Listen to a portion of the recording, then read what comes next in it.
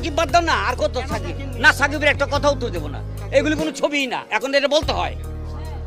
এগুলি কি আমাকে বলো, ওকে ছাড়াও ছবি বানায় হিট করতে পারি, তাহলে ওর পিছনে দৌড়াবো কেন? আমার আত্মসম্মানে লাগে, আমি তাকে 1 কোটি টাকা দেবো, আমি তাকে তৈরি করেছি। দর্শকদেরকে যতটুকু খুশি করেছে তার থেকে ইন্ডাস্ট্রির প্রডিউস, আমি তো সিনিয়র পড়েছি, আমাকে যদি ভোগাই দিলে আমার আত্মসম্মানে লাগবে, আমাকে করে না জন্য। আমি তো আর্টিস্ট তৈরি করতে পারি, আমি মান্নাকে তৈরি করেছি, আমি জসিমকে তৈরি করেছি, আমি ওই আরও অনেকের তৈরি করেছি। আমার তো প্রয়োজন নাই ওদেরকে, আমি ছবি বানালে আমার গল্পের জন্য মানুষ দেখবে, মোটামুটি হলেও দেখবে। ওকে নিয়ে ঘরে ঘরে দুয়ারে দুয়ারে যে ঘুরছে ডান্স ডাইরেক্টর আজিজ রাজা, দুয়ারে দুয়ারে আমার ঘরে এসে আজিজ রাজা ডান্স ডাইরেক্টর আমার ঘরে আসছে, সাকিবকে ওখানে দাঁড় করে রাখছে।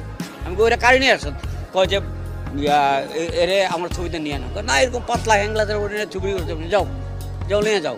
ঘরে ঘরে গেছে আজিজকে তো ভুলে গেছে। আমার একটা ছবি ছিল প্রেম গীত, আজকে থেকে 25 বছর 26 বছর আগে, হ্যাঁ, রিলিজ করেছিলাম। তখন কিন্তু মান্না ছিল, ফারুক ছিল, নায়ক আলমগীর ছিল, রুবেল ছিল, সালমান শাহ ছিল, সবাই ছিল।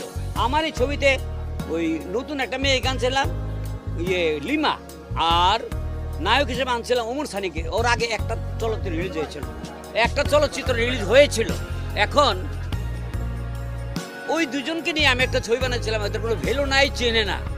আমি ওই ছবির 1 হলের টাকা দিয়ে আমি 6 তলা একটা বিল্ডিং করেছিলাম প্রেম গীতের। 1 হলে 2 বছর চলেছিল, তখন কিন্তু অনেক ভ্যালুওয়ালা আর্টিস্ট ছিল। এখন ভ্যালুওয়ালা আর্টিস্ট তো নাই, ওই আছে, শুধু ওই আছে।